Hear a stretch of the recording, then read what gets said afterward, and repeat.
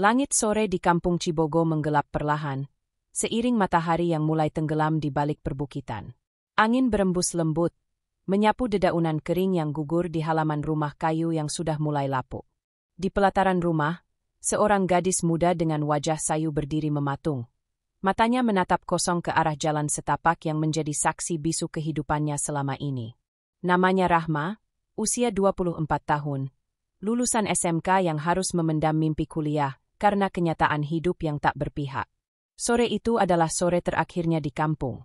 Sebentar lagi, mobil travel akan datang menjemputnya menuju Jakarta, sebelum terbang ke Taiwan sebagai tenaga kerja wanita. Maafin Rahma ya, harus ninggalin kampung. Harus ninggalin Mak dan Dik Roni. Ucap Rahma lirih, suaranya tercekat menahan tangis. Di hadapannya, seorang perempuan paruh baya, mengenakan kerudung pudar dan sarung batik lusuh, menggenggam tangan Rahma erat-erat. Mata tuanya berkaca-kaca, menahan perih di dada. Ia tahu, keputusan Rahma bukan karena ego, tapi karena cinta. Mak bangga sama kamu, Neng. Tapi hati Mak sakit harus ngelihat kamu pergi jauh. Negeri orang itu nggak kayak di sini, banyak bahayanya. Suara sang ibu bergetar, tangisnya pecah. Rahma memeluk ibunya erat, tubuhnya gemetar. Ia tak sanggup membayangkan hidup di negeri asing, di tengah orang-orang yang bahasanya pun tak ia mengerti. Tapi ia tak punya pilihan. Ayahnya meninggal 2 tahun lalu karena kecelakaan saat bekerja serabutan di proyek bangunan. Sejak saat itu, ibunya yang mengidap diabetes makin melemah, dan adiknya, Roni, yang masih duduk di kelas 3 SMP, membutuhkan biaya sekolah yang tak sedikit. Hutang warung menumpuk, listrik sering diputus, dan padi di sawah tak panen akibat kemarau panjang. Rahma mencoba melamar kerja di kota, namun ijazah SMK tak cukup membawa keberuntungan. Hingga akhirnya, seorang tetangga menyarankan bekerja sebagai TKI ke luar negeri. Kerja di Taiwan gajinya lumayan, Rahma. Kamu rajin, pasti betah majikan. Bisa nabung banyak, ujar Bu Wati, mantan TKI yang dulu kerja di Taichung. Rahma pun mencoba peruntungan itu. Ia ikut pelatihan, belajar sedikit-sedikit bahasa Mandarin, dan setelah proses hampir 5 bulan, namanya dipanggil untuk diberangkatkan. Namun hati kecilnya bergetar ketakutan. Belum pernah ia jauh dari ibunya. Belum pernah ia tidur tanpa mendengar suara azan dari surau kecil di pojokan kampung. Mak, kalau Rahma nanti kangen rumah, Mak doain aja ya, biar Rahma kuat, katanya sambil menatap mata ibunya yang sembab. Ibunya mengangguk pelan, lalu meraih sesuatu dari dalam tas. Ini foto kita bertiga, simpan baik-baik ya. Kalau lagi nangis, lihat ini, ingat Mak dan Roni. Rahma mengambil foto itu, menatapnya lama, lalu menciuminya dengan penuh cinta. Tak lama, suara klakson terdengar dari ujung jalan. Mobil travel sudah datang. Jantung Rahma berdetak kencang. Inilah saatnya. Ia memeluk adiknya erat, mengecup keningnya, dan berpesan. Belajar yang rajin ya, jangan bikin Mak sedih. Kalau nanti Rahma kirim uang, langsung beliin obat buat Mak. Roni menangis tak bisa berkata-kata, hanya memeluk kakaknya sambil terisak. Ia masih kecil, tapi mengerti bahwa kakaknya adalah pahlawan dalam hidupnya. Satu persatu tetangga datang memberi salam perpisahan. Beberapa menangis, ada yang memberi amplop kecil berisi doa dan sedikit uang, sekadar penguat untuk Rahma di negeri orang. Ketika Rahma melangkah menuju mobil, langkahnya terasa berat. Seakan ada tambang yang menarik tubuhnya untuk tetap tinggal. Tapi suara ibunya dari belakang. Rahma, Allah pasti jaga kamu, menjadi energi terakhir yang menguatkannya. Dalam mobil, ia duduk di sudut, memeluk tas kecil berisi pakaian dan foto keluarga. Air mata tak henti mengalir. Langit di luar semakin gelap, lampu-lampu rumah mulai menyala satu persatu. Di dalam hatinya, Rahma berdoa, "Ya Allah, jangan biarkan aku teraniaya. Jangan biarkan aku kehilangan diriku di negeri orang. Aku hanya ingin bahagiakan ibu dan adikku." Tiba di Bandara Soekarno-Hatta keesokan harinya, Rahma masih merasa seperti mimpi. Ia menatap pesawat besar yang akan membawanya pergi, merasa kecil di tengah ribuan manusia yang lalu lalang. Di ruang tunggu, ia bertemu dengan beberapa TKI lain. Ada yang sudah berpengalaman, ada juga yang sama-sama pertama kali seperti dirinya. Seorang perempuan setengah baya duduk di sebelahnya, memperhatikan Rahma yang terus memandangi foto kecil di genggamannya. "Kamu baru pertama ya?" tanya perempuan itu. Rahma mengangguk. "Tenang aja, Nak. Jangan takut. Semua orang pasti takut pertama kali. Tapi asal kamu kerja baik, majikan juga akan baik." Kata-kata itu sedikit menenangkan hatinya. Tapi rasa was-was tetap bersarang. Ia tak tahu akan ditempatkan di mana, dengan siapa, dan pekerjaan seperti apa yang menantinya. Ia hanya tahu bahwa pekerjaannya adalah merawat seorang majikan lanjut usia yang sakit dan lumpuh total. Namanya Emer Wang. Menurut agen, pria itu tinggal bersama anaknya yang sibuk bekerja. Rahma hanya akan tinggal berdua dengannya, menjaga, memandikan, memberi makan, dan menemaninya sepanjang hari. "Apa aku sanggup?" gumamnya dalam hati. Tapi ia segera mengingat wajah ibunya. "Demi Mak, demi Roni." Dan ketika pesawat lepas landas, Rahma menutup mata, menggenggam foto keluarganya erat-erat. Takdir hidupnya baru saja dimulai, dan ia tak tahu bahwa pengorbanannya akan menjadi kisah yang menyentuh hati jutaan orang di kemudian hari. Langit Taipei tampak muram ketika Rahma melangkah keluar dari bandara. Matanya menatap sekeliling dengan kebingungan dan harap-harap cemas. Udara di sana terasa lebih dingin dari kampung halamannya, dan aroma asing dari lalu lalang kendaraan serta makanan jalanan membuatnya semakin sadar bahwa ia benar-benar sudah jauh dari rumah. Seorang petugas agen menjemputnya, membawa Rahma ke kantor sebelum mengantarnya ke rumah majikan. Sepanjang perjalanan, Rahma hanya diam, memeluk tas kecilnya dan menatap jalanan yang dipenuhi huruf-huruf Mandarin yang tak bisa ia baca. Hatinya terus berzikir, berharap langkahnya kali ini tidak salah. 2 jam kemudian, mobil berhenti di depan rumah bertingkat 2 yang tampak tua namun bersih dan rapi. Di depan pintu, seorang pria setengah baya berdiri dengan wajah datar, mengenakan jas kerja dan kacamata tebal. "Ini TKI barunya," ujar petugas sambil menyerahkan berkas. Pria itu mengangguk lalu menoleh ke Rahma, menatap dari ujung kepala sampai kaki. "Nama?" tanyanya dalam bahasa Inggris yang kaku. "Rahma, from Indonesia," jawab Rahma dengan suara pelan.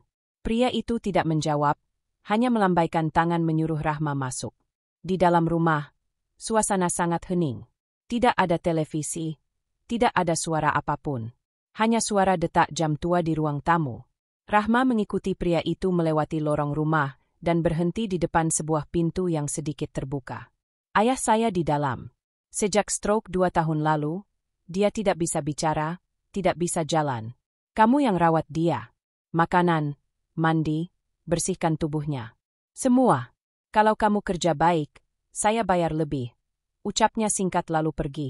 Rahma menarik napas panjang sebelum mendorong pintu kamar itu perlahan. Sebuah ranjang besar tampak di tengah ruangan, dengan mesin oksigen dan peralatan medis sederhana di sisi kiri. Di atas ranjang, seorang pria tua terbaring diam.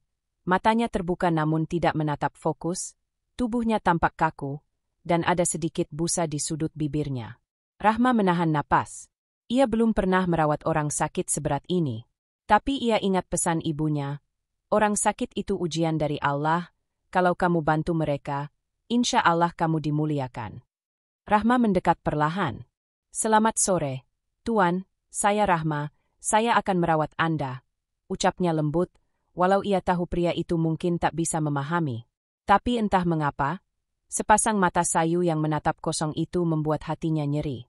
Ia bisa membayangkan bagaimana kesepian dan tersiksanya hidup di tubuh yang tak bisa bergerak sama sekali. Rahma mulai merapikan selimut, membetulkan bantal, dan dengan penuh hati-hati membersihkan sisa ludah di bibir pria tua itu dengan kapas basah. Tangannya gemetar, tapi hatinya tetap ingin mencoba.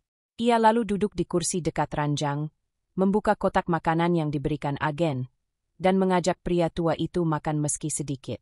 "Buka mulut ya, Tuan." "Sedikit saja," katanya sambil menyendokkan bubur lembut ke sendok. Awalnya pria itu tak merespons, tapi saat sendok menyentuh bibirnya, perlahan mulutnya terbuka. Air mata Rahma hampir jatuh. "Alhamdulillah, Bapak mau makan," gumamnya. Hari pertama dilaluinya dengan rasa haru. Malam harinya, Rahma tidur di kasur lipat di dekat ranjang majikan. Di sela-sela kantuknya, ia mendengar suara erangan pelan dari pria itu. Ia bangun, mengecek selimutnya, memastikan selang oksigen terpasang benar, dan mengusap dahinya yang sedikit berkeringat. Tanpa sadar, pria tua itu menatapnya dengan mata yang tampak berkaca-kaca. Rahma tersenyum kecil, menggenggam tangan kurus itu dan berbisik, "Bapak jangan takut. Saya akan rawat Bapak sebaik mungkin, insya Allah." Dan untuk pertama kalinya sejak 2 tahun lumpuh, tangan pria tua itu bergerak sedikit, seolah menggenggam jari Rahma. Hati Rahma bergetar, matanya berlinang. Ia tidak tahu bahwa malam itu adalah awal dari ikatan batin yang tidak akan bisa dijelaskan oleh siapapun. Seorang TKI muda dari Jawa Barat dan seorang pria tua lumpuh dari Taiwan. 2 jiwa yang saling menyembuhkan di tengah dunia yang terasa asing bagi keduanya. Hari demi hari berlalu, Rahma mulai terbiasa dengan rutinitas barunya di negeri orang. Bangun sebelum fajar, membersihkan tubuh majikan yang lumpuh, menyuapi makan, mengganti popok, memijat tangan dan kaki yang tak lagi bisa bergerak. Semua dilakukannya tanpa keluh. Di balik senyumnya yang lembut, tersimpan kelelahan yang luar biasa. Tapi ia tahu, semua ini adalah jalan pengorbanan. Jalan untuk membayar cinta ibu dan masa depan adiknya. Di sudut kamar yang dingin dan sunyi itu, Rahma dan Emer Wang, majikan tuanya, kian hari membentuk hubungan aneh yang tak butuh kata-kata. Emer Wang tidak bisa bicara, tapi ia mulai merespons sentuhan Rahma, mulai menggerakkan jarinya sedikit, bahkan kadang mengerjapkan mata saat Rahma bercerita. Ya, Rahma sering bercerita saat menyuapi atau membersihkan tubuhnya. Tentang sawah di kampung, tentang suara jangkrik saat malam tiba, tentang ibunya yang suka membuat sambal terasi paling enak di dunia. Emer Wang hanya diam, tapi di sudut matanya selalu ada genangan kecil, seolah ingin mengatakan bahwa ia mendengar, dan ia merasakan. Keheningan rumah itu lambat laun berubah. Anak Emer Wang yang tadinya selalu dingin, mulai sering pulang lebih awal. Ia diam-diam mengintip dari balik pintu saat Rahma membacakan doa sebelum tidur untuk ayahnya. Ia melihat bagaimana gadis muda dari Indonesia itu mencium tangan ayahnya dengan tulus, seperti anak sendiri. Tak ada rasa jijik saat mengganti popok. Tak ada raut kesal saat harus membersihkan muntah. Semua dilakukan dengan hati yang penuh kasih. Rahma pun mulai menghafal kebutuhan harian Emer Wang. Ia tahu kapan pria tua itu haus, lapar, sakit, atau hanya butuh ditemani. Ia mulai memahami arti lirikan mata, getaran kecil di tangan, dan erangan pelan. Ia bahkan tahu kapan Emer Wang sedang sedih. Dan jika itu terjadi, Rahma akan duduk di samping ranjang, memeluk tangan kurus itu dan membacakan surat-surat pendek Al-Quran. Ia yakin, meski berbeda keyakinan, tak ada yang lebih menenangkan hati selain firman Tuhan. Di suatu pagi yang dingin, Rahma menemukan bunga kering di atas meja makannya.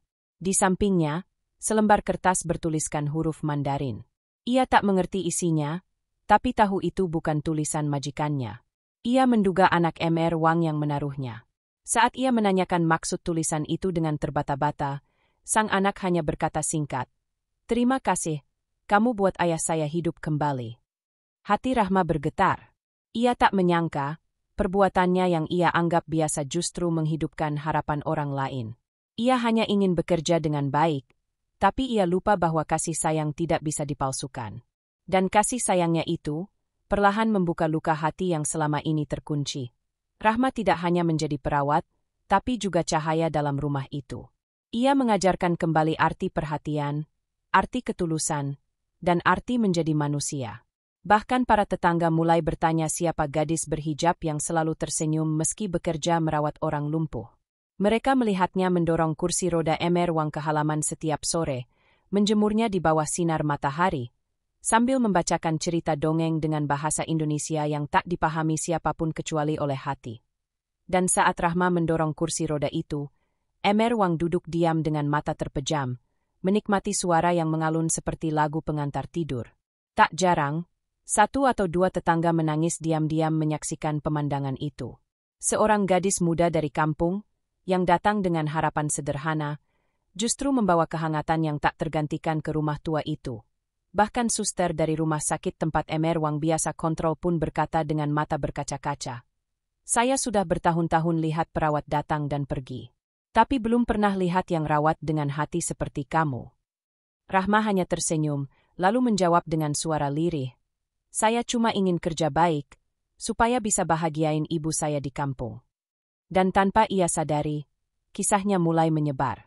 Seseorang memotret momen ia sedang menyuapi ember wang di taman, lalu mengunggahnya ke media sosial. Foto itu viral. Ribuan orang membagikan, menuliskan caption.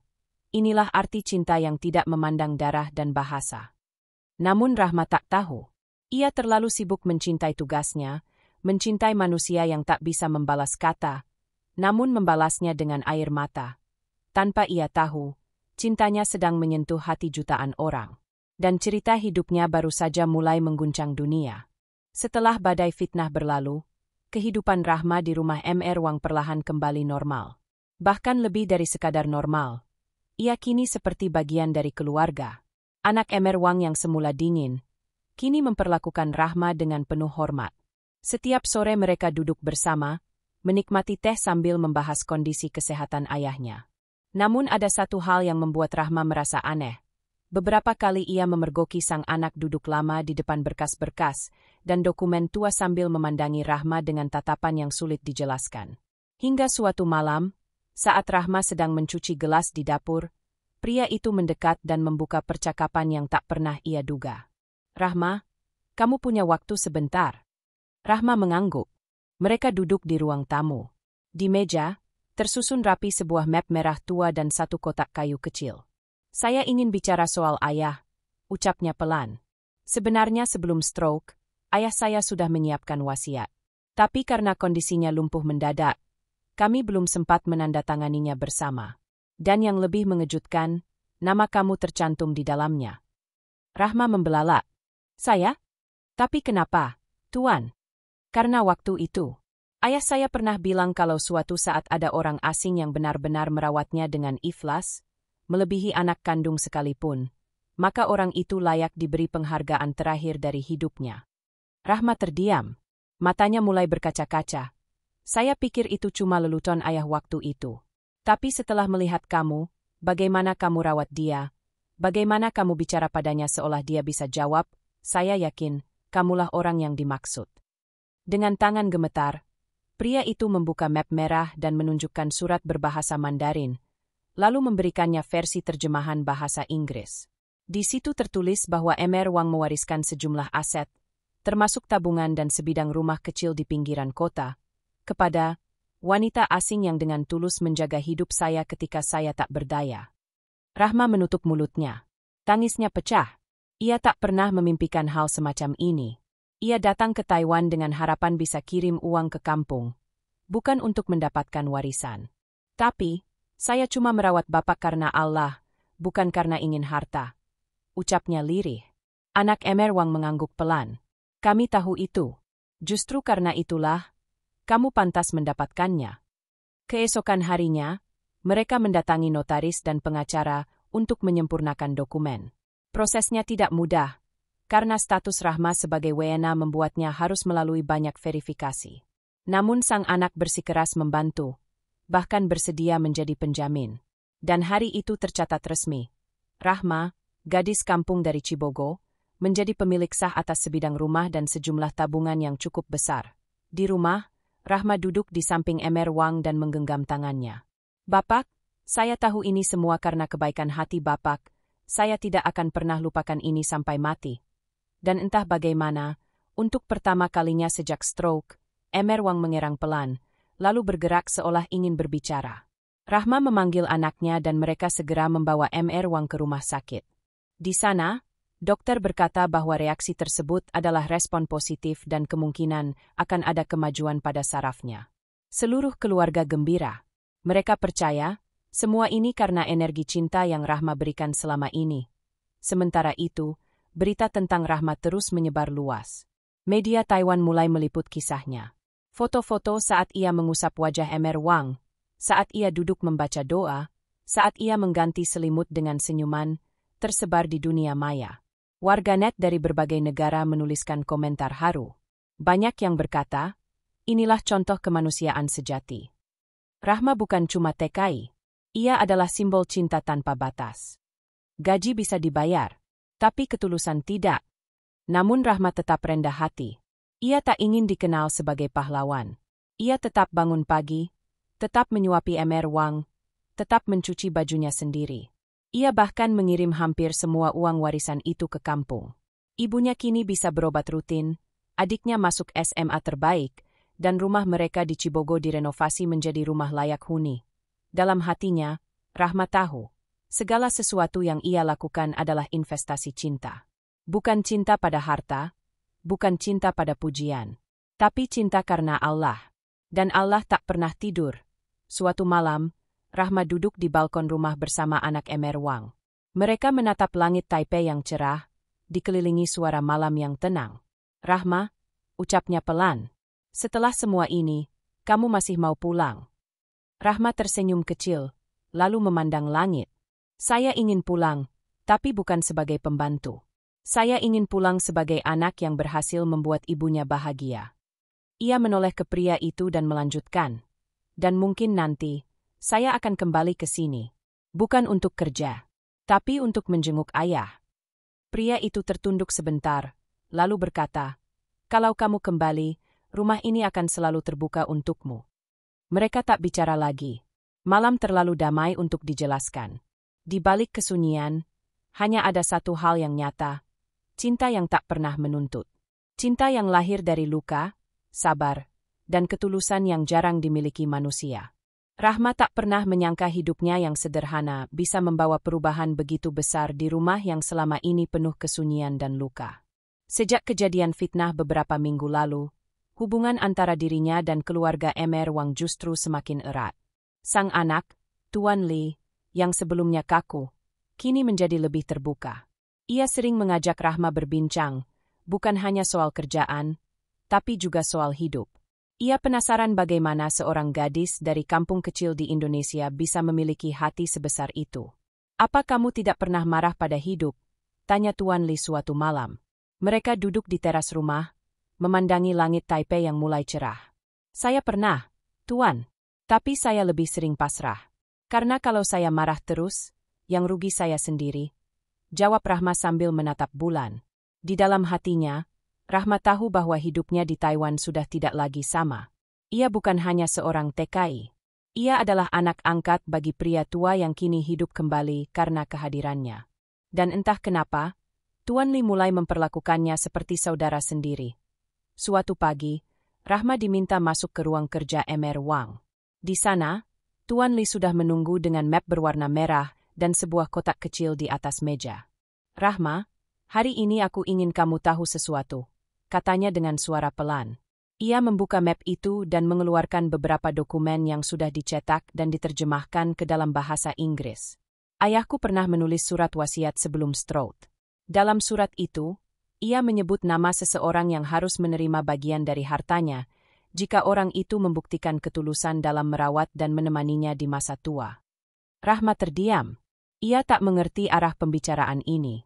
"Dan kamu, Rahma, adalah orang yang dimaksud." Tuan Li membuka kotak kecil di depannya. Di dalamnya, ada kunci rumah dan buku tabungan. "Ayahku ingin kamu memiliki rumah kecil kami di luar kota, dan juga sebagian tabungan pribadinya. Bukan karena kasihan, tapi karena ia merasa kamu mengembalikan hidupnya, bukan hanya raganya, tapi jiwanya." Rahma menutup mulutnya. Air mata mengalir tanpa bisa dicegah. "Tapi Tuan, saya cuma ingin bekerja baik. Saya tidak pernah mengharapkan semua ini." Tuan Li tersenyum. "Justru karena kamu tak pernah mengharapkannya, kamu layak menerimanya." Beberapa hari setelah itu, mereka pergi bersama ke notaris untuk meresmikan pewarisan tersebut. Pengacara keluarga menyampaikan bahwa semua proses sudah legal dan sah. Rahma kini memiliki rumah sendiri di Taiwan, dan sejumlah tabungan yang cukup untuk memulai hidup baru. Ketika mereka kembali ke rumah, Emer Wang duduk di kursi rodanya, menatap Rahma lama dengan mata yang berkaca-kaca. Rahma menghampirinya dan berlutut di depannya. "Bapak, Rahma nggak akan pernah lupakan ini. Rahma sayang Bapak seperti Rahma sayang ayah sendiri." Tiba-tiba, tangan Emer Wang yang lemah itu bergerak dan menggenggam pipi Rahma. Suatu gerakan kecil, tapi penuh makna. Untuk pertama kalinya sejak stroke, ia menggerakkan bibirnya, meski samar, dan berkata pelan, "Anak, saya, Suara itu membuat seluruh ruangan hening. Tuan Li menatap ayahnya dengan mata terbuka lebar. Ayah bicara. Ayah baru saja bicara. Dokter dipanggil. Pemeriksaan dilakukan. Dan hasilnya mengejutkan. Ada kemajuan besar dalam sistem saraf MR Wang. Dokter mengatakan bahwa pemulihan seperti ini sangat langka dan bisa terjadi karena rangsangan emosional yang kuat, karena kehadiran seseorang yang ia anggap sangat penting. Di hari yang sama, berita itu sampai ke telinga media lokal. Wartawan datang, meminta wawancara. Mereka menuliskan judul besar, TKI Muslim dari Indonesia bangkitkan semangat hidup majikan lumpuh. Wawancara Rahma menjadi viral. Video dirinya yang menyuapi MR Wang, membacakan surat Yasin di samping ranjang, menangis sambil mencium tangan sang majikan. Semua membuat warganet tersentuh. Komentar membanjiri media sosial. Bahkan media dari luar negeri seperti Malaysia, Singapura, dan Hong Kong ikut mengangkat kisahnya. Netizen menulis, Rahma adalah bukti bahwa kasih sayang tak kenal bahasa dan bangsa. Seharusnya dunia punya lebih banyak orang seperti dia. Jangan sebut dia hanya TKI. Dia malaikat tanpa sayap. Rahma membaca semua itu dengan hati bergetar. Tapi ia tetap merendah. Ia tetap bangun sebelum subuh, tetap membersihkan tubuh MR Wang, tetap menyapu halaman dan mencuci piring. Ia tidak berubah sedikit pun. Dan justru karena itu, semua orang semakin kagum padanya. Suatu hari, seorang produser televisi datang menawarkan kontrak untuk mengangkat kisah hidupnya menjadi film dokumenter. Rahma sempat menolak. Tapi setelah berdiskusi dengan keluarga MR Wang, akhirnya ia setuju. Dengan syarat semua keuntungan film akan disumbangkan untuk rumah sakit lansia dan yayasan anak yatim. Rahma sadar, semua ini adalah titipan. Bukan miliknya. Ia ingin segala yang ia dapatkan menjadi berkah, bukan beban. Ia ingin setiap harta yang diterimanya menjadi manfaat, bukan kesombongan. Dan dari kampung Cibogo, Jawa Barat, ibunya menangis saat pertama kali melihat Rahma muncul di televisi. Anakku yang dulu cuma petani kecil, sekarang jadi inspirasi dunia. Roni, adik Rahma, kini bisa bersekolah di SMA terbaik dan bercita-cita menjadi dokter. Aku ingin balas jasa Kak Rahma. Aku ingin bantu orang sakit seperti dia merawat Bapak Wang, ucapnya ketika diwawancara TV lokal.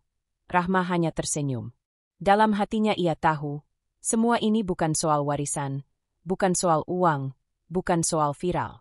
Ini tentang cinta. Tentang bagaimana satu perbuatan kecil yang dilakukan dengan ikhlas bisa mengubah hidup banyak orang. Tentang bagaimana seorang anak kampung yang merantau dengan air mata, kini dihormati dunia karena ketulusan hatinya. Suatu malam, Rahma duduk di samping MR Wang, menggenggam tangannya sambil membacakan doa seperti biasa. Dan kali ini, MR Wang menggenggam lebih erat. Terima kasih, anakku. Gumamnya lirih. Rahma tersenyum. Di matanya yang basah, ia tahu, dirinya bukan sekadar perawat. Ia adalah keluarga. Ia adalah cahaya. Ia adalah bukti bahwa Tuhan selalu memeluk hambanya yang sabar. Hari itu datang lebih cepat dari yang Rahma bayangkan. Tiket pesawat ke Indonesia sudah di tangannya. Setelah hampir 2 tahun merawat MR Wang, setelah luka, cinta, ujian, dan harus saling berkelindan, kini waktunya ia pulang ke tanah kelahirannya, bukan sebagai pembantu rumah tangga biasa, tapi sebagai wanita yang telah menyentuh jutaan hati. Pagi sebelum keberangkatan, Rahma berdiri di depan kamar MR Wang. Ia ragu mengetuk pintu itu. Rasanya seperti meninggalkan separuh jiwanya di dalam. Saat akhirnya ia masuk, MR Wang sedang duduk di kursi roda dengan mata menghadap jendela. Tuan Li berdiri di sampingnya. Ketika melihat Rahma datang dengan koper kecilnya, MR Wang langsung menoleh. Matanya basah. Dengan suara yang mulai pulih, ia berkata pelan, Rahma, pulanglah, bahagiakan ibumu. Tapi ingat, kamu selalu punya rumah di sini. Air mata Rahma pecah seketika. Ia mendekat, berlutut di samping kursi roda itu, menggenggam tangan MR Wang dan menciumnya. Rahma nggak akan pernah lupakan Bapak, terima kasih sudah izinkan Rahma jadi anak. Tuan Li tak kuasa menahan haru. Ia menyerahkan sebuah bingkisan kecil.